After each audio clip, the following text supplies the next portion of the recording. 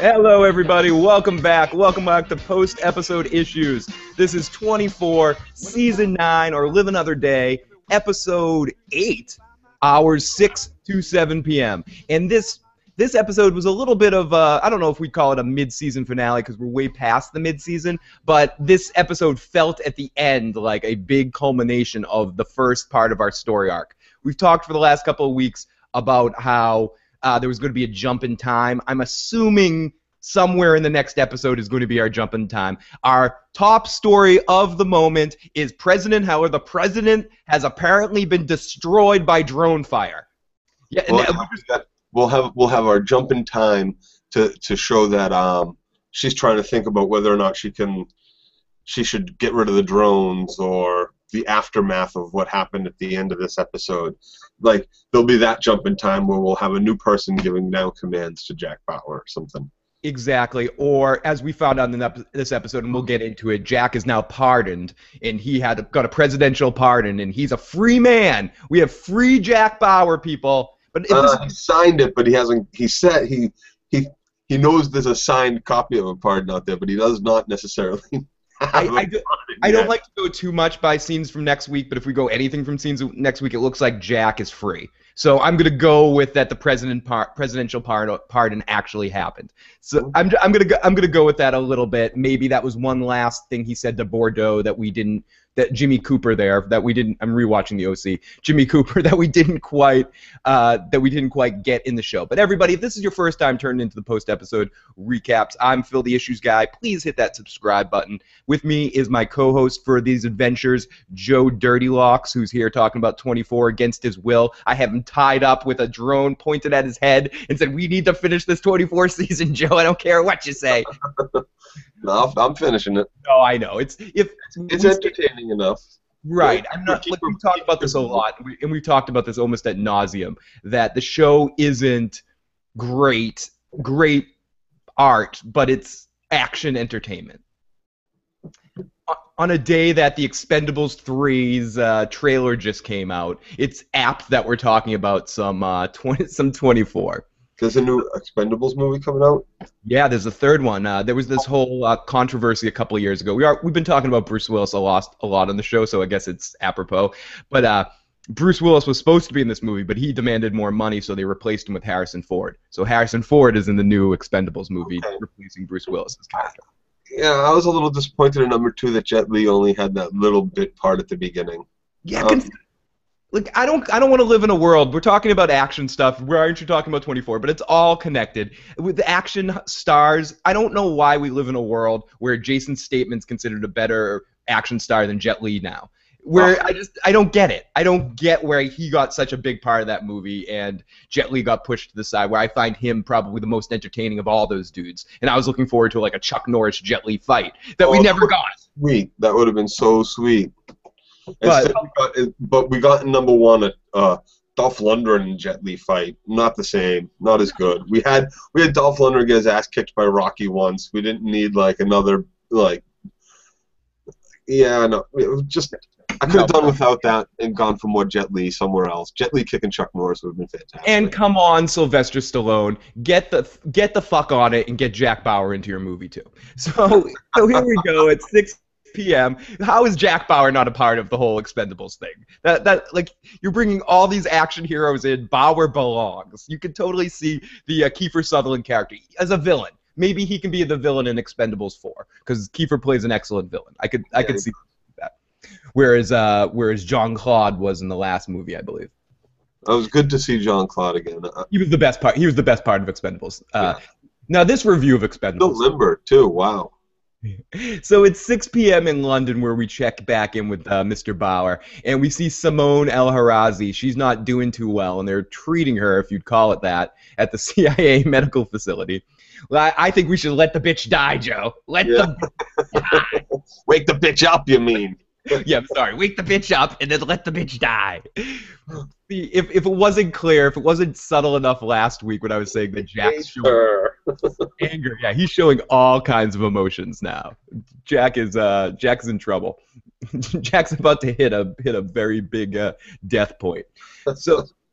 So the doctors say they have to put her into one of those comas and to kind of save her life, like an induced coma. And Navarro says, no, we need to talk to her. He asks them to wake her up after they drill a hole in her head and get all the stuff done.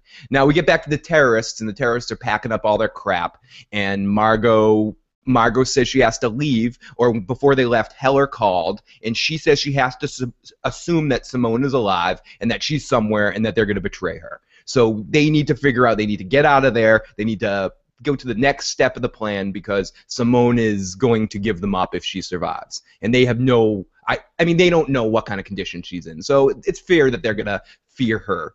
But also, Margot says that Heller agreed that he'd surrender if they destroy all the rest of the drones. But Ian, this is where we might get into it. Ian seems a little bit more has a little bit more bloodlust than Margot.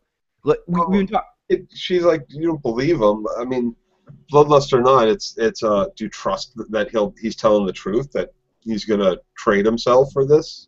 No, I guess this goes to something we were talking about a couple weeks ago, Joe, where I think as crazy as Margot is, and she did some ridiculously crazy things, she still has an agenda, and she's thinking clearly to her agenda. So I believe Margot essentially here, where she's feeling like if the president really does give himself up, I owe it to my cause, because she's not doing it to kill people. She's doing it for revenge because of Ned Stark dying.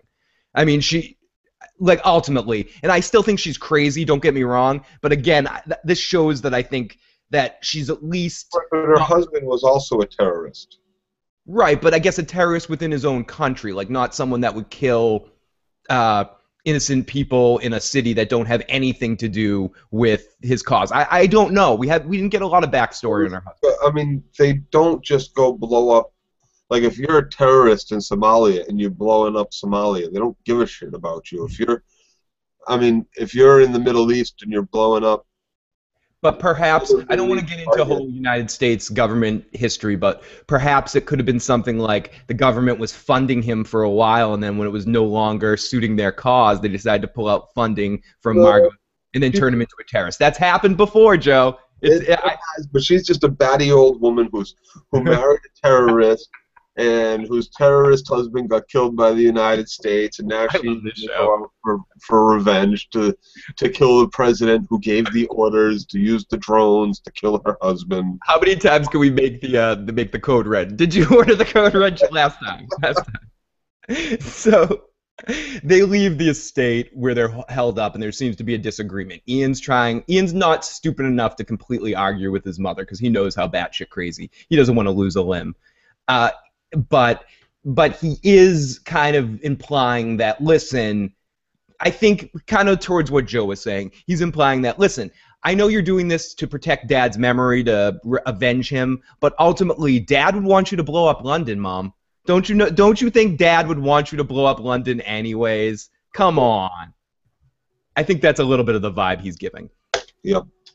So Jack sits in his office. We go over to we tag into Jack Bauer here, and he's sitting in Heller's office waiting for Heller to see him. Kate calls, and she fills Jack in on what's going on with the doctor. This is when we get we got a couple of really awesome, funny one-liners, and half the funniness is watching how when people try to joke with Jack Bauer, it happens a lot later, and we'll talk about it when President Heller and Jack Bauer have their buddy cop section of the episode. But like Heller's making the funny comments, and Jack Bauer's just so morbidly serious. He's like, "Ooey, owie, Jack! Oh, you don't have bedside manner. You're a soldier, not a doctor." Or when he pulls the whole Total Recall thing, and he has to pull the tracking device out of Quaid. Stick it in your nose, Quaid, till you hear snap. And pulls the thing out of his arm. And Heller's cracking jokes, and Jack is immune to jokes. He's just the biggest straight man in the history of comedy. He's just like, what? What's funny? I don't care. I love that med kit though that he pulls out from the desk. Like they just got that sitting around. This like suitcase size first aid kit that seems very light first aid kit. It's huge, but what the hell's in it that it's that big? That he has a blade, yeah. That he has like the big. I guess it has a scalpel in it. Right. It's like not just a first aid kit. It's your It's your emergency surgery kit. Like In it's your, got in your everything. toolbox, and it's also a toolbox, and it also serves as a popcorn popper. It has all these kinds of things. Everything you need for a good tailgate party in that suitcase right there. You could brew your own beer there. It's pretty crazy. So Jack waits for Heller, as Kate calls him, and he talks about how they. Well, when he did you see what he puts on? Like he cuts them open. It's like an inch long. It was very deep. It was like a big, thick chunk of skin. He pulls out, like you said, like a Total Recall size, like tracking device from his arm, and then he puts a little bandage on it. No Yeah, stitch, nothing like that. yeah, I love how he just put that's been talk. Oh, keep going. Sorry. Like a gaping wound, a huge hole in his arm. It's like, here's a band-aid, put a little butterfly band-aid over it. I thought that was hilarious too, and I thought it was amazing how he seriously slashed the hell out of his arm and just it's like this tiny little thing. Owie, Jack! Yeah, Oh, and Heller's just like, ooh, ow, that hurts. Now I get this was asked in another podcast I listened to, but do presidents have these? Is this a thing? Does Obama have one of those in his arm? doesn't everybody have one? Are they like the dog? Are they like dogs? Are they like are they like Lotus? Do I put a tracking device in them? Dude, you were drunk like a couple months ago. We put one in you. Oh, that's how you find me wherever I go. That's how you show up at I'll be out at a club somewhere and Joe just shows up. He's like, "Hey, missed ya." Wow, that's gonna help out. Next time we're in Vegas, that will definitely help out. So Jack sits. We fast forwarded a little bit. We'll graze over that when we get to it. But Jack's sitting in Heller's office, waiting to talk to him. And Kate calls him, and this is where he talks about the coma, and this is where he says, "Now wake the bitch up, and if she dies, too bad." And again, I told you she'd probably die if I do that. He goes, no, you never said probably. Wake the bitch up. Yeah, wake the bitch up. And this is, again, fair to say to you because you haven't watched Between One and this season. This is very different for Jack Bauer. Jack Bauer, mostly before we've seen him, even in the last season when he went a little rogue, was always kind of a Boy Scout. They've showed character progression in Jack Bauer. If they ignore everybody else in the show, and everybody else is a caricature of a human being, even like Heller and Audrey in some ways, they've really showed growth from season 1 to right now with Jack Bauer, and they shot their wad with one character, and that's good enough. If you give me enough entertaining stuff, that's good enough. Not every show has to be Sons of Anarchy or Breaking Bad, where they did it with like 2 characters or more than 2 characters, or Game of Thrones, where you do it with 17,000 characters. So with 24, the fact that they do it so successfully with one character in an action medium to make him, in a way, I think, such a deep, connective character that most people can look at him with all the tragic stuff that they've seen that happen in their life and how. Well, they're doing it with Chloe too. They got the 2 characters. I don't think it works with Chloe though. But they're trying to do it with Chloe and with the daughter. Yeah, but Kim hasn't been on there for many seasons. They did try to do it at the beginning with Kim and then towards the end with Chloe, and they're trying to do it a little bit now with Chloe. I just don't think it works as much with Chloe. I'm not too committed to her story because her personality, I just don't buy that she's been tortured earlier in this day. The way she's acting and stuff, she's just hanging out in a bar. She's been tortured for a while, too. Like, yeah, that's right. Like, you kind of forget that she was woken up from her torture. She was asleep she was in a rough way when Jack got to her, and who knows exactly how long she had been taken for. It was for at least a couple of days, a week or 2, they say. Yeah, and now she's back to cracking wise Chloe, leave me alone, Adrian, I'm talking to Jack. She's back to like classic Chloe. She seems pretty focused, and I think she knows that there's something up with Adrian. She's got to. Her spider sense have to be tingling somewhere. Right. She's smart. She's too smart. And so after we get our Secret Service agent kind of giving Jack Bauer a weird one of our funny moments of the episode, right when Jack Bauer says "let the bitch die" or "wake the bitch up and let her die," too bad. A Secret Service agent makes eye contact with Jack Bauer and just can't believe what he heard. It gives him like a dirty look and like raises his eyebrow, gives him a Spock fascinating kind of look, and Jack Yeah. just ignores him and puts his head back down. And it's one of those moments that's fish out of water kind of visual, where seeing Jack Bauer in normal life situations is just funny, and everyone's kind of trying to go about their normal day. And Jack's like, no, Joe, I don't want to go about my normal day today, Joe. I need to do laundry. I've got laundry at the laundromat. We need to hurry this up. You know, and he just can't have a normal conversation with anybody because he's just dealt with. He's like a kitty cat, and you look at one of those kitty cats that have been scared a little bit too much, and every time you move, you can't move an inch, but that cat like runs away quickly and like scatters. That's Jack Bauer. That's exactly. Yeah. So Navarro gets his secure phone call from the world's worst assassin. And he said, "You can't take out a low-level computer analyst geek." It's great. You know that guy's still. You know Jordan's still alive. You know Jordan's bleeding out, but he's still alive. Right, he's not dead. He's not dead. But he says, he's like, hi, I'm sorry. I tried to kill Jordan, but he just got wounded, I think. Like, I'm not even making that up. He said something along the lines of, I'm not sure if he's dead. Like, he wasn't sure. You're a hitman. That's your job, man. You should know. You should definitely know. There's no excuse there. Right. And we see Jordan hobbling away, and it's kind of like an NFL receiver. If the ball hits you in the hands of the numbers and you didn't catch it, it's not the quarterback's fault. No. If you're an assassin and you've put a bullet in somebody, you had better make sure you kill them with that one bullet. One shot, one kill kind of thing, you know, like one knife, one... Antonio Banderas and Sylvester Stallone from the movie Assassins would be very, very disappointed in you. Yeah, they would... And so Jean Reno.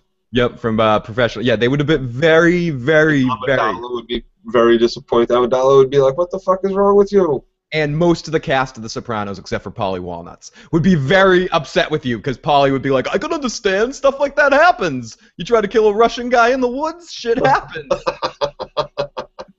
Maybe I got him in the head. I swear. I saw it. Maybe Christopher Moltisanti and Paulie Walnuts are the world's worst assassants. This guy's the most disappointing moment of The Sopranos is that we never saw that guy again. Never heard about.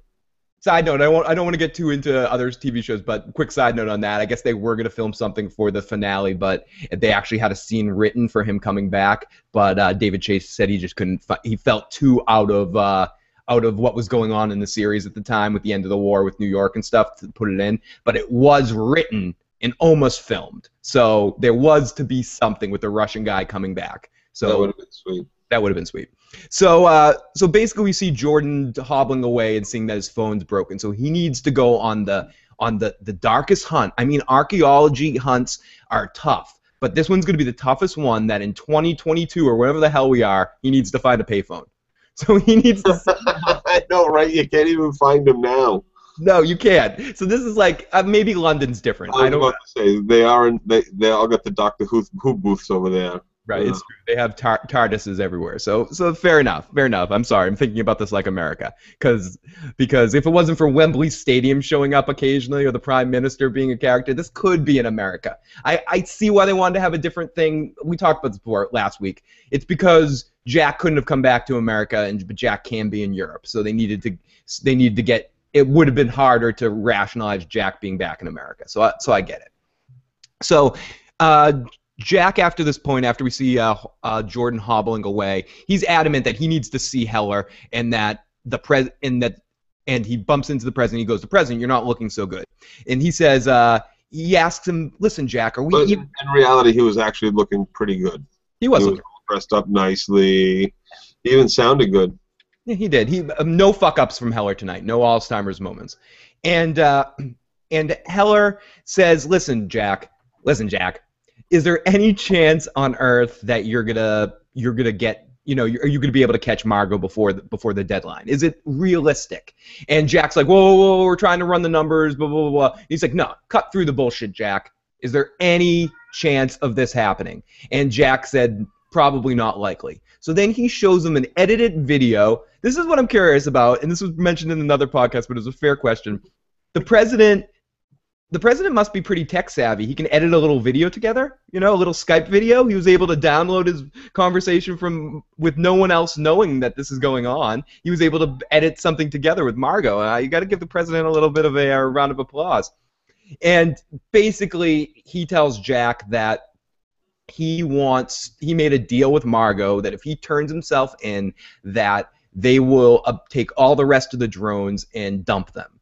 And he has to kill himself. Now, Jack says that he doesn't think this is a good idea. He has to, this isn't about you, Mr. President. This is about not negotiating with terrorists. And this is an awesome scene with Jack and Heller. And Heller comes back at him screaming, Jack, you don't fucking get it. This is about bigger than this. This is about me doing something with my life. You don't get it.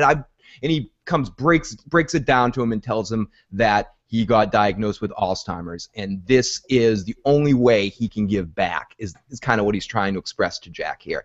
And Jack does not think this is a good idea. He completely does not think this is a good idea, but I only got it's what time I got left isn't going to be pretty. It's starting to come on fast. Let me do this. If it works, great. If it doesn't work, we show just how stupid and hypocritic terrorists are. But everybody already knows that. Anybody who's listening to them in the first place is just as fucked up in the head as them to begin with. So we already spoiled it at the beginning, so it's not like people are waiting. People that are tuning into this know that the president's dead. So I ultimately think, more than anything, I see what the president was trying to do here, but it was a rationalization to kill himself so he wouldn't have to go through the torture of Alzheimer's. And he wanted to go out on his own terms. I think he did it for the right reasons, but I think behind it all, he wasn't going to listen to anybody tell him it wasn't a good idea, even if I don't think it was a good idea, because I don't think he can trust Margot or or in exactly the point that he was trying to make, that if she does break the promise, as you said, people already know that. It wasn't like he was trying to prove something that's like a hard-to-prove fact. Right. And I think he just didn't want to go through the torture of losing his family in front of him by losing his mind. And going through the torture of the last couple of memories he has, the press fucking lambasting him for everything he's ever done gets called into question over his Alzheimer's, every move. Exactly. So Jack wants to keep working towards the solution and tells him no, that he won't help him. Heller comes clean, tells him about the diagnosis of the Alzheimer's, and a year from now he won't know anybody. He'll be forced to retire long before. Jack says it's not about him. Heller rails and says it's not just about me. It's about the trail of bodies that she's going to leave wherever she goes. Heller asks what would Jack do in his position, and Heller says that him and Jack are the only people that can survey. Jack, you and I are the only people that can save these people. And Jack asks him what he wants to do. Heller says sneak him into Wembley Stadium and make sure it all happens. Jack asks if he told Audrey. No, he did not tell Audrey. He says, I don't know if that's a good idea, but whatever. And he needs Jack to get him past Secret Service and British security. He says, but if you're going to do this, I need another person on the inside. There's no way you and me alone can do this. I need someone else. And cue Heller leaving to go talk to Bordeaux, who is the only other guy that the president really trusts. Bordeaux's got to be thanking his lucky stars for all this. That's exactly what I thought. Was my first thought was Bordeaux just made Bordeaux's day. Now, when Jack smuggles the president out and they have little security camera details or this and that, and then there's the presidential pardon that he signed that nobody can prove that the president didn't sign now because the president's dead. He gets to blame everything on Jack. Give Jack right over to the Russians and get away with it. I think again this leads up to my speculation at the beginning of the season that at some point Jack Bauer is going to be torturing this guy. Well, I thought that all the way up until the point when the daughter came in, because the daughter, knowing that Jack helped in this whole thing and that Bordeaux knew, and that obviously he didn't say Jack helped, but obviously she knows it's Jack who helped. Yeah, it has to be Jack. Someone a lot of deniability as to whether or not Jack was working against the country. You know what I mean? So the next scene we get is basically the same kind of scene with Bordeaux, where Bordeaux doesn't really try to put up much of a fight, and the president says, listen, you served me well. I need you to do one last thing for me and make this all happen. And Mark reluctantly, this is the first episode I've really liked Mark, because even if he is in a little bit in his self-interest, I really believe him in the moment when he's talking to Audrey, when he breaks down and says that the President Heller is the greatest man he knew and that he really cares about him. I buy all of that. I don't think that was all. I think maybe this guy's getting a little bit confused with his self-interest, but any feeling that I had at the beginning of the season that this guy was a rat or up to some extra shady stuff than what we've already seen, I don't think the case. Yeah, he's a jealous husband that made a really big mistake in the heat of the moment, and it's going to come back to haunt him when these Russians try to get Jack, and Jack kills them all and finds out that it was Bordeaux that sent them, and goes and beats the shit out of Bordeaux at the end of the season. You think they'll find out? You think the Russians will rat out Bordeaux? I don't know what's going to happen. It's definitely good. That's going to be that's going to be one of our last two big heads with something to do with Adrian Cross, because Adrian Cross is going to be big at the end here too.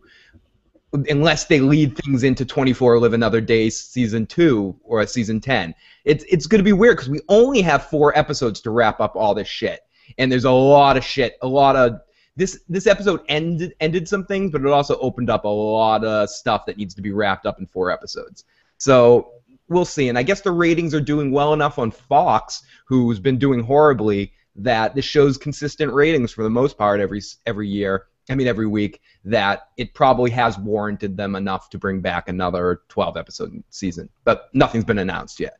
So after this, after the scene with the VP, with the president and Bordeaux, Kate calls Jack and says she has Simone, that Simone's in the same. He tells Kate to push the doctor hard, that things have changed. He needs Kate to hurry the fuck up. He makes her give him his word.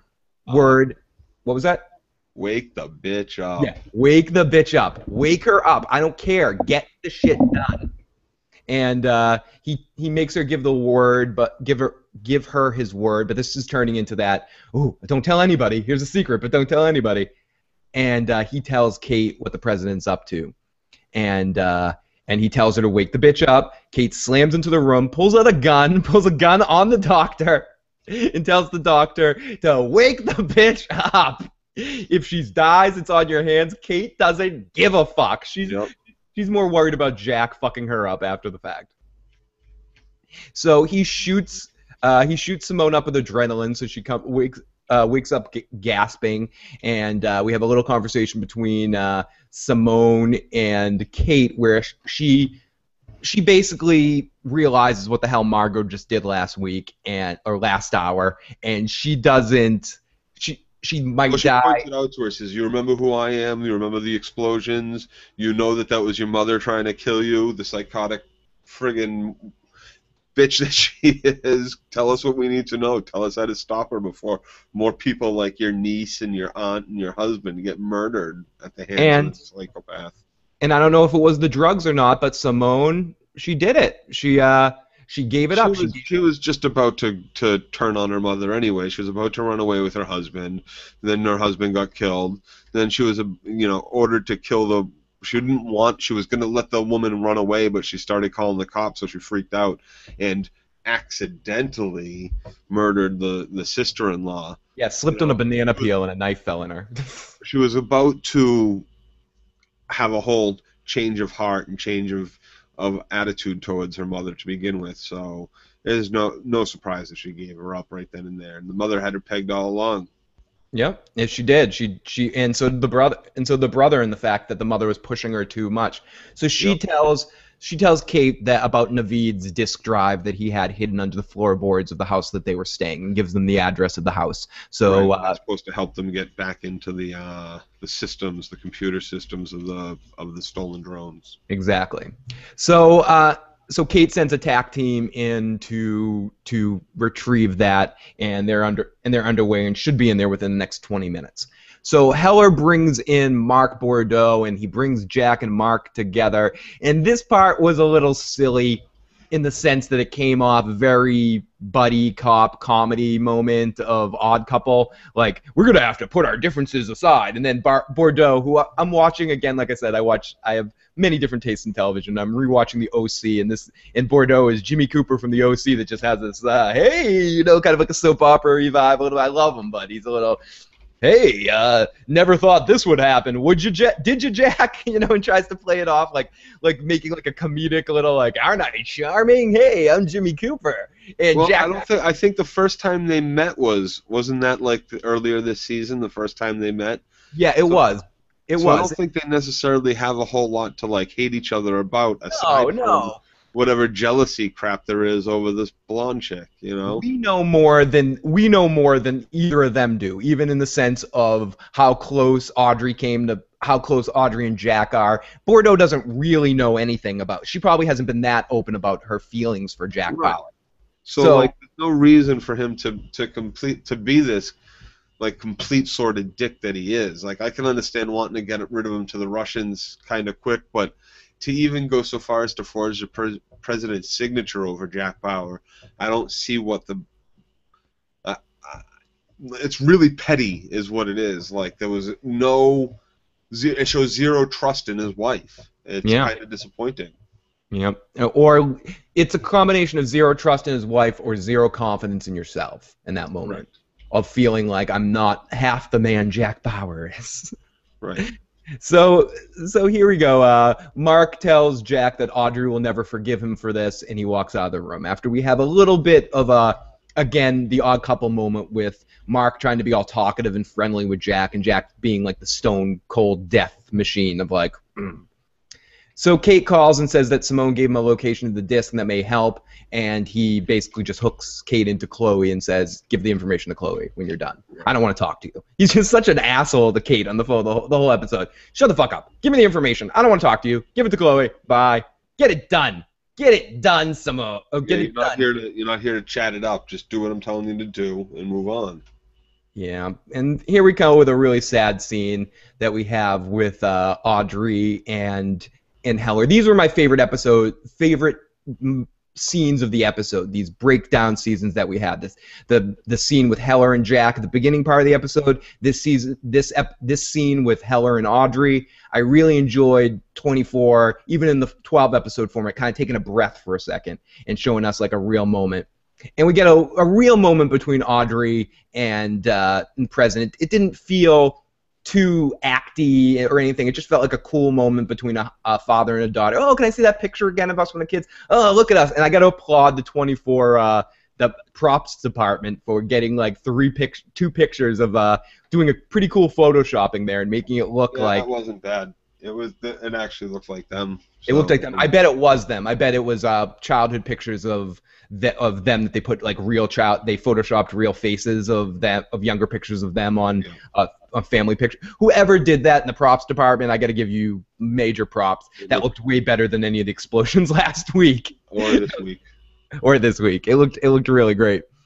So yeah, he walks out and they don't really even say goodbye. She tells him that she has to hurry up and plan the meeting that is the meeting that's going to distract everybody while Heller escapes, and he just basically walks out and sneaks away, slenders away from that situation. Yeah, she kind of doesn't even notice that he walks out, puts the photo back down on the desk in front of her, and walks out of the room until she hears the door slam behind him. Well, not slam, but click. And then she's like, "Oh, whatever. I bet she's gonna think about that later." Yeah. So Mark. Well, that was sweet of her dad to give her that one last sweet moment of "I love you, daughter." You know. Yeah, he was trying for more though. He wanted a little bit more. He put his arm around her. Was hoping. Get your mind out of the gutter. Okay, I'm sorry. He was hoping for a little loving. So it's 6:25, and Mark brings in a chip and gives the security info, and Jack loads it into his phone, and it's a little Legend of Zelda map. He should have heard the music, do do do do, when he got the map, because we see it on his phone. It looks totally like the Legend of Zelda map from any Zelda thing with the triangle moving through the block thing. And it's as confusing as those maps are to read too. So Jack calls Heller and says that they need to leave in 5 minutes. He says he'll be there. Mark wishes them luck. And then we get Jordan calling into the CIA in a panic, like, Navarro, oh my God! Oh my God! Someone tried to kill me! Oh my God! It wasn't quite that panic, but he was pretty panicked though. It was more I'm dying, I'm wounded, I'm bleeding panic. Yeah, He was pretty fucking panicked, though. House is on fire panic. Oh my God, I'm burning, save me. So Navarro is alerted, and he makes a call, and he tells him what's going on, and he says, don't worry, I'll be there to save you. And then he calls up the world's worst hitman who's hanging out at a Denny's having breakfast or something. It sends him right there, too. That's crazy. Sends him right there. Jordan says he didn't see who shot him, blah, blah, blah, blah. So here we go over to Jack and Heller, and Jack tells Heller that he might have a long shot of a chance to get Margot's location or get control of her computer system and be able to stop it. This is when we get our scene that we already talked about. Jack pulls out the medical kit so he can cut up Heller's arm. And, owie! Oh my! I forget what Heller says, but he has a very interesting zippity-doo, Jack! Good thing you're a shitty soldier and a shitty doctor. It was just a funny line from Heller. And Jack says they're waiting on confirmation from Mark for everyone's in the staff meeting. He gets a little beep beep on his phone, and they creep out. And they're walking out, and they stop, and they end up bumping into a Secret Service guy that's like, hey, President Heller, what are you doing? What are you doing out here? And you know, just standing here. You can't be here. And Heller kind of talks to him like, hey, buddy, you know what? You don't care about what I'm doing. And Jack sneaks up behind him and just beats the fucking snot out of him. One punch and out, right in the face, and he's out. Like and Heller's response is, God damn it, Jack. He wasn't happy about Jack punching him out. And he locks the guy in the bathroom as they exit the building and they go through the stairwell. And you got to think that at this point right now that the president, who's been under lock and key for so many years, has got to have the most intense feeling. Not just that he's gonna die, but just that feeling of being in the crowd again. Like I can't even imagine that, of being so separated and so insulated, and then suddenly being completely out in the open again. It must be a relieving or a terrifying feeling. And you definitely got a reaction shot of Heller being like, oh my God, no one around me, and he's also thinking about his death. And well, there's also this, I don't know, it seemed a little, I know they're not like on the ground floor exactly, but I don't know, it seemed kind of, you're in a foreign country and this is the security, this is all the security you get. For the president, yeah, they're all called into a meeting, and that's it. And all you gotta do is deal with one agent. And Jack Bauer has the whole Zelda map. The helicopter off the roof, it's his. You know? Yeah, exactly. He's just jumping in a helicopter with some random guys, or the other guy, the lesser Bordeaux's lesser agent is just like, oh yeah, get in the plane with the president, no big deal, no big fucking deal. He's just the president. So the sirens blare as they exit the building and they're in the stairwell, and they go up and they fly away towards Wembley Stadium. Sirens blare as the killer goes towards Jordan's location. He notices some blood in the concrete and pulls out his gun as Jordan steps out and starts beating the shit out of the guy and knocking him down, but makes the spoiler alert for Game of Thrones, makes the Oberon mistake where he doesn't kill the guy and lets the guy survive on the ground. It's just like dun, dun, dun, dun, dun, dun, dun, dancing around in circles here, and pointing the gun at him and goes, listen, I know Navarro sent you. Why did he send you? Why did he send you? What's going on? Tell me your story. And this guy totally psychs him out, totally does the basketball psych out, stands up and goes, you got a gun, so you know how to use that thing? Yeah, and that's kind of strange to me. It's like, okay, so this guy's an assassin. Yeah, he's a badass. He's a bad boy, whatever. And he uses this. I mean, I've heard this in this exact scene I've seen in something else. This exact, is the safety on? Make him look at the gun. Yeah, it's been in a lot of movies.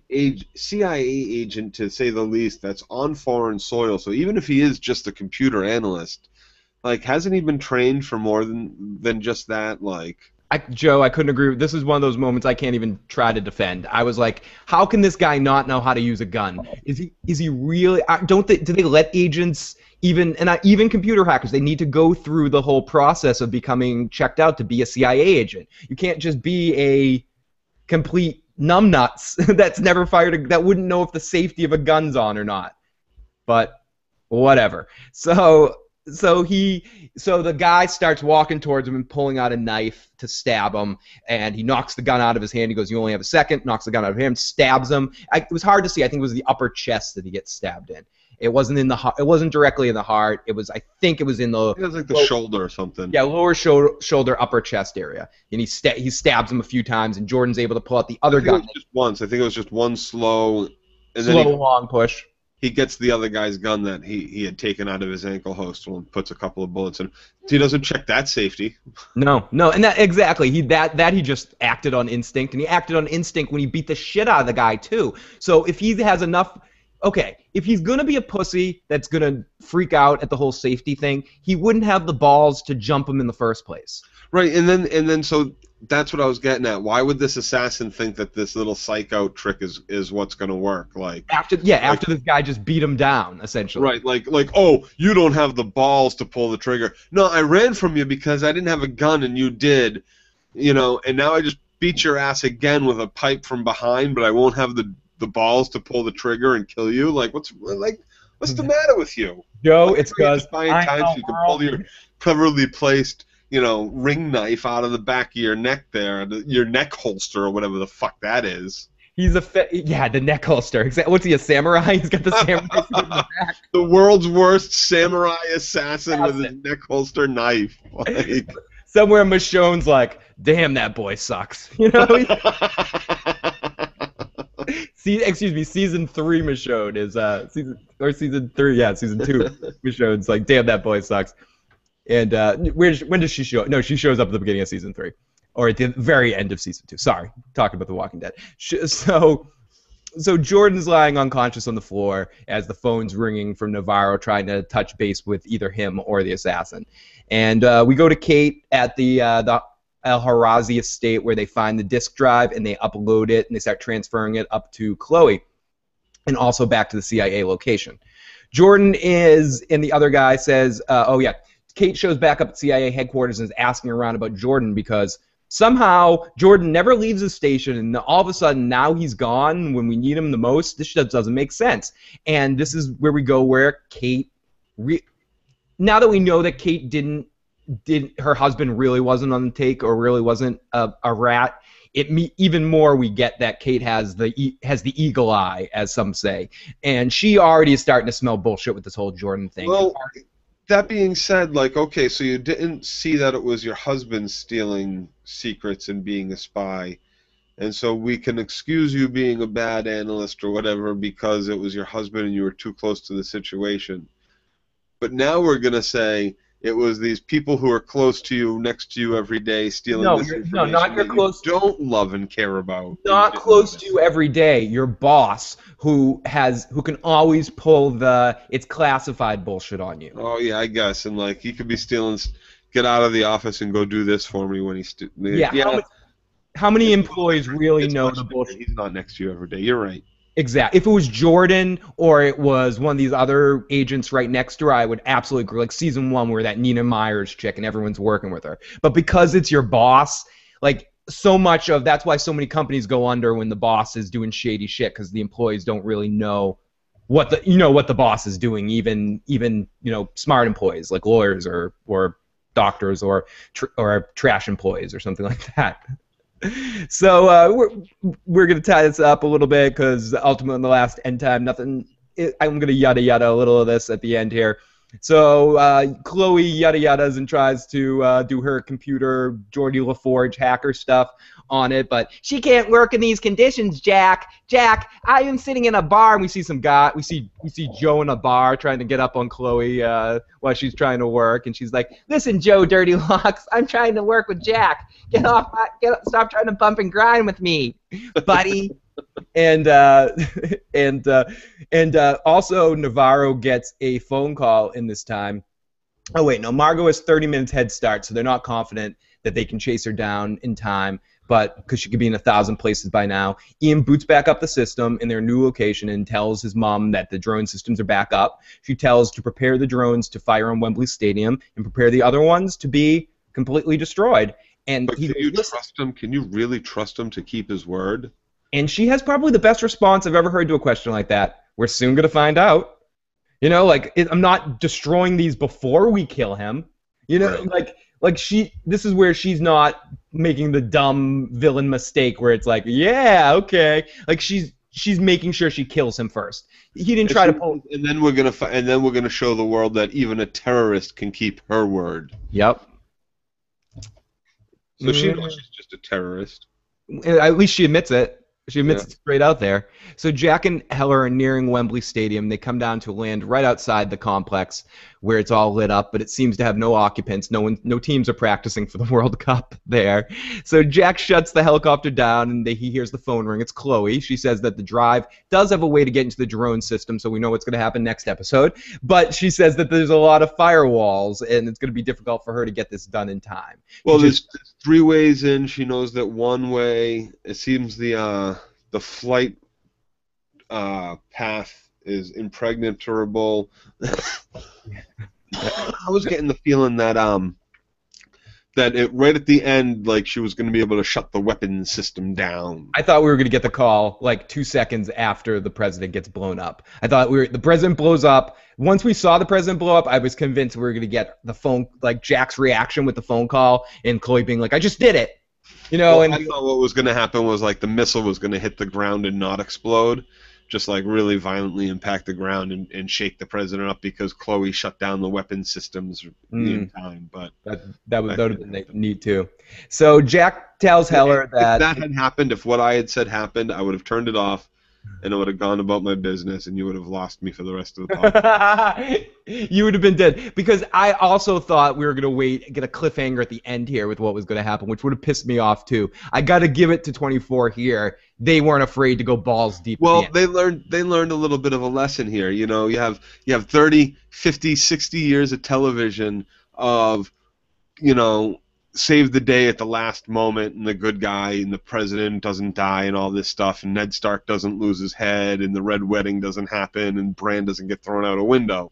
You know what I mean? And then you have like this complete change of the way TV is done now, and they know, just like everybody else, you have to kill this guy in this situation. America is not in its infancy anymore when it comes to their television entertainment. They want more violent, gruesome reality than we've been fed.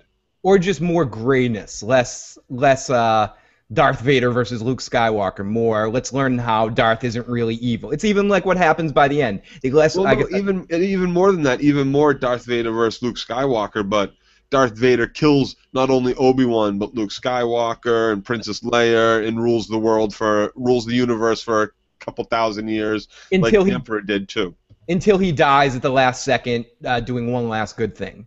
Yeah, and I say a couple thousand years because he's Darth Vader and he's powerful with the Force, and he has much power. But ultimately, it can be easier said that in the last 20 years of television entertainment or 10 years of television entertainment, the two most popular television characters you could argue are Tony Soprano and Walter White, who are two not good people. And both got really evil really fast and did some horrible things, and then you could add it on to, but yeah, those two are probably, a few else could be brought up and argued, but again, even Heroes was popular. Like you have a show where you have Oz, which is all violent rapist murderers that. But it's stories to make you care about them. But I agree, in like Orange is the New Black. But I'm saying even on more mainstream shows like Heroes and Lost, the main breakout characters from those two shows became Sawyer and Siler, who were both like evil people. As much as Jack started out as the star, by the end, Sawyer was way more popular with girls and with general fans because he wasn't a good guy. He was a gray guy. And the same thing you could say about on Heroes. The reason why they couldn't kill Zachary Quinto's character off, why they couldn't finally just get rid of friggin' Siler, is because he was too popular. Because people like that kind of character. They like and that's why I quit Heroes when season 2 started and Siler wasn't dead. That was it for me. I was done. I'm sorry. I've been there. I've done that 1,000 times, 1,000 movies. I'm not doing it again. If they do that, if I come back next week and they're like, oh, President Heller dove out of the way or fell through a sinkhole in the middle of Wembley Stadium at the last moment, I'm done. Like he's dead. He's dead. Chloe hacked into the system at the last minute and didn't tell anybody, and that's not President Heller. It's a hologram that Margot scanned. Right, something like that. I just can't deal with it. No, I'm done. I would be done. I would be done if that's the case. This show and shows like this and the examples that we've given are treating America like adults, not like children. They've taken the kid gloves off it in a sense, and that's much better television. Yeah, it's much more. It's much grittier. It shows why television has caught up with films in gritty entertainment. It Right. really does, to the sense of Finally. that they're not afraid to show. Where like things like The Godfather, or even before that, but that's the first real example I can think of, like a real gritty, like here. Like as far as like you brought up heroes, like one of the heroes in season 1 was a heroin addict who only had his power when he was high on heroin, painting his pictures of the future. Yep. Like that's pretty deep shit right there. That that you they know, 10 years castrated. before that would never have flown on television at all. By the end, they castrated that and made him be able to do it without heroin because people were complaining. Right. But still. So as they're going into the stadium, we get cut over to a couple more things here before we finish. Navarro gets a call from his secured phone. We get our Adrian Cross moment of the episode. He says that he's taking care of the Jordan problem, which we know he hasn't taken care of the Jordan program. They hang up, and Adrian immediately calls Chloe, and she thinks it's Jack. She's like, Jack, I'm working as hard as I can. No, Chloe, it's me. No, Chloe, it's me. Come back. I can't do an Adrian Cross voice. Come back to open cell. Come back to open call. Whatever the hell whatever the hell they're called. Reset. I think, open cell. And he says, I promise you'll be safe. Come back with us. You said what, and she's like, no, what I'm doing for Jack is important. And I thought you said what we're doing is important. It is important, but this is. But I'm doing this now, so leave me alone, please. Yeah, leave me alone. Leave me alone. And here's where we get one of our last really. Mark walks up to where the president's supposed to be locked in his room, and he says, "Oh, who's in there?" And they say Audrey's in there. And he's like, "Oh shit, Audrey knows." And they walk in, and we get a scene with Mark and Audrey that was really emotional, and I think really worked. Where we talked about this a lot earlier. Where I really like the scene because I think why you don't like the scene is because you don't have any emotional connection to Audrey and Jack love story. You don't even know who she is. But that's not what ruined me on this scene. I understand this wasn't necessarily about Jack. This was about Audrey and her father. And her father is the president of the United States. One of the first things she says was, "You knew," and she gets upset at her husband for not telling her that her father was planning this. And I'm sorry, lady, but he's the president of the United States. Yes, I know you're my wife, and I've taken vows in that aspect, but this is the president of the United States. This is a billion lives at stake, not just your happiness at the moment. Sorry, you don't get to know everything. Joe, I agree with you 100%, but that, to me, what was so tragic about the scene. I'm not saying I feel for her in the sense of think that she was right in what she was saying. I think Mark was completely right. I just think the scene set up a very interesting parallel where she's having this real emotional reaction and he's looking at it from a very rational standpoint from the way you should be looking at this. This was a great man that was losing his mind or was going to lose his mind. He wanted to do one last thing for this country. I owed it to myself. It's hard for me, but I needed to do this. And I guess I agree with everything you said. I think Audrey was being too emotional, not thinking about it rationally, but I just think they both, as actors, played the scene really well with the contrast that they were going at each other there. And I felt emotional by it. It was a little tough for me to swallow that pill, the way her attitude changed to upset at her husband in that situation. I understand that she's upset at the whole situation to begin with. It just, instead of trying to find comfort and solace in this man that she supposedly loves, she instantly turns on him, thus confirming his kind of like jealous feelings and thoughts towards this Jack Bauer. Oh, great. He's the one taking your husband to your father to go die, but you hate me and you're going to go run back to him. Like, that's what he's thinking right now. Like, he immediately gets defensive. There were aspects of it I liked. I just didn't think she also looked too terribly sad, actress-wise. Like, Yep, and no, I agree. And performance. He says his mind was made up. She says he may as well have killed her dad with her own bare hands. She screams at him and says she'll never trust him again.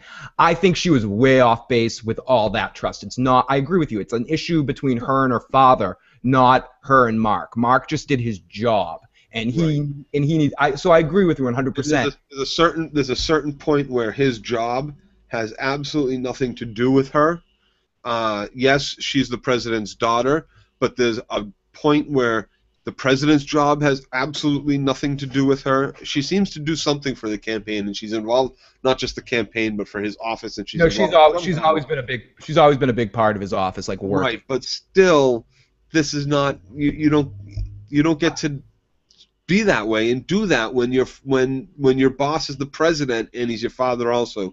You have to have cut a tie. Like I worked with Larry for a lot of years, and if something happens to him on the job, as much as I would like to be like you know, jerk and take out revenge for what happened right then and there, that's not what it's about.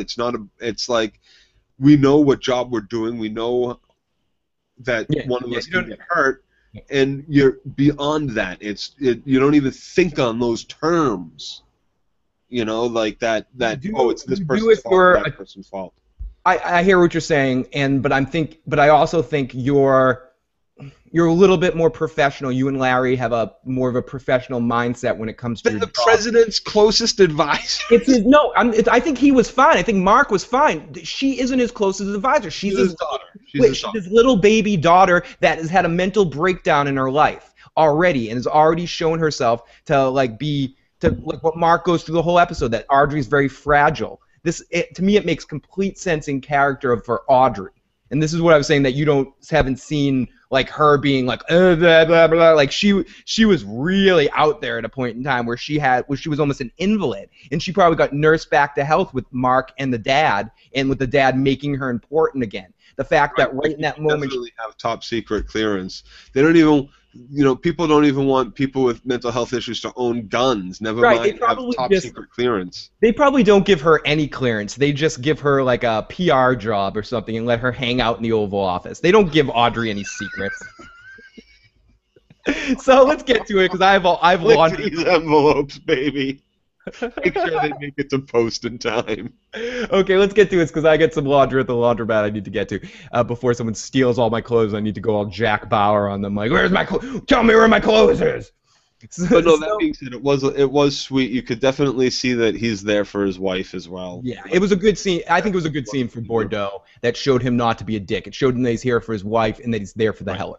Yeah. It really confirmed to me that he cares about these people. But everything you say, Joe, I completely agree with you. I don't think that you said anything I disagree with. So it's hard for me. But I think from what we know about Audrey, that reaction was part of the course, considering like how fragile of a person she has shown to be in her later half of her run on 24. So here we go. Jack and the president are at the Wembley Stadium outside the gates, getting ready to walk in. And Jack gets one last call from Chloe, and Chloe says that I can control the drones, but it's going to take a while. She can't get it all done now. And Jack's like trying to stall some time, and then we get the president Heller giving Jack Bauer's line of, "We're out of time, Jack." And he just walks right into the middle of the stadium, takes the hat off, takes the glasses out, puts the arms out. "Top of the world, Mom!" And I don't think he was all quite Jesus. No, he wasn't. He was like, right here, right. He drew an X on his shirt. He's like, "Come on, give it to me, give it to me, give it to me, you pussy!" And Margot flies the drone around as it's approaching. As we get our Disney ride. I can't believe he's actually standing there. Neither one of them thought he would actually be there. Nope, and they get they use the face recognition software and everything like that, and they figure out that it's actually him. And apparently, they really, really didn't need Naveed, because anyone that knows how to play Pac-Man can control these drones. Right. And she takes control and does it. Yeah, she takes control. She's like, "No, I'm going to take control and do it." And finally, revenge for. Did you ever try to teach your mom how to use a cell phone? Yeah, have you ever tried to teach someone that's never driven a stick shift how to drive a stick shift? I know, right? But here, take the controls. Take the controls. You could kill them with the drone, with the $1 billion high-tech drone. I want to say I visited when I was a kid, visiting one of those like NASA or like somewhere that had like airplanes or something, and they let you get in the cockpit and control the stick for a second. To kind of feel the simulation of what it's like, and it's like so like you couldn't just hold, like it wouldn't just hold, like the pressure on that, it's like it's like a lot of maybe it's different because like back then it was more mechanical. This is like computerized. it's Yeah. computerized. It's not actually you're not actually feeling resistance from the wing flaps and stuff like that. True, true. Maybe it feels just like playing Afterburner in the arcade, like Right, something like that maybe. But still, like, how bad did you suck at Afterburner? I oh, I did. was horrible, dude. Remember that there was that car game that you were supposed to be in the car where you drove. It was like the first like car simulator one. I just crashed every Oh single yeah, it was like a Corvette. Yeah, yeah. You go over the loop too. Yeah. Oh God, it's pathetic. It was like more horrible than Dragon Warrior when you like walk through and you just die in the first 2 seconds. I'm like, I'm never driving. That confirmed to me never wanting to drive. So our last shot is the missile coming down and blowing up Heller. The whole ground blows up. There's no doubt he's dead. No doubt he's dead. And it was on par with the rest of the bad explosions. It looked very, very strange. It did. It looked a little strange. It did, no doubt. It looked a little stupid. Oh, hey, barbecue gamer, welcome to the live stream. Thank you for tuning into the 24 stream. Appreciate Glad that. you can make it. Thanks. Glad you can make it. And since you're here, we're leaving. since you Showed showed up, everybody out. everybody out. Thanks for coming over to the party. We're done here. No, everybody, thank you so much for checking out this 24 live recap. We will be back next week to talk about some more 24 Live Another Day. We got 4 more episodes. Also like to thank everyone that's checked out the Game of Thrones season finale, already up in ridiculous numbers this week. And thank you everybody for checking that out and checking us out all season. This summer will be a little bit part-time. We'll be doing a couple more shows. Going to do something for Orange is the New Black, something for a show Joe's trying to get me to do, and a lot of convention coverage from the stuff that we're going to be pulling out. But starting in September, we got a whole new crop of post-episode recaps. We got Gotham coming up. I want to announce that we're going to be doing Gotham. We're going to be doing, and I'll have some other co-hosts mixed in too, but Joe's going to be my mainstay for a lot of them. Maybe do some reality show. I'm not sure which one yet. Sorry about that. Might be doing a couple of maybe a weekly sports show that might be coming up. We might see something like that. We might also, definitely be doing Sons of Anarchy's last season, The Walking Dead. I'm really excited for The Walking Dead and Sons of Anarchy. Yeah, me too. And I am also personally looking forward to talking a little bit about the final season of Glee, also on the Fox Network. So everybody, there'll be a lot more episodes coming of post-episode recaps. We'll also be doing some movie reviews coming up, maybe some commentaries where I'll get Joe to come over here and we'll both do a little bit of a commentary. So stay tuned for a lot of fun stuff. Some gaming stuff will be coming up this summer as well. So there'll be lots of fun stuff leading up between now and wasting time before 24 comes back, or Game of Thrones comes back, or Walking Dead, whichever, or Better Call Saul, which is kind of like Breaking Bad coming back. So everything's coming full circle here at the post-episode. Fargo. Did you watch any of Fargo? I haven't watched Fargo yet either. It's there's so many great shows out there, and also it's fair to say that there's also, I said Better Call Saul's coming, but we were talking a lot about Heroes tonight. I'm not going to bring Joe along on this one. I'm going to have a special guest host for this because I'm not going to torture Joe with Heroes. But Heroes is coming back. The show will return, and of course, we're going to fucking be talking about it. Again, thank you so much. We'll talk to you guys more later. Comment away if you have anything to say about this episode of 24. Please subscribe, and you can email me at igotissuesman@gmail.com. You can call it 781-990-8509. You can tweet Joe at Dirty Locks, and you can tweet me at iGotIssuesMan, and find us on Facebook under the Issues Program. Thank you, everybody. We'll be back. Thank you.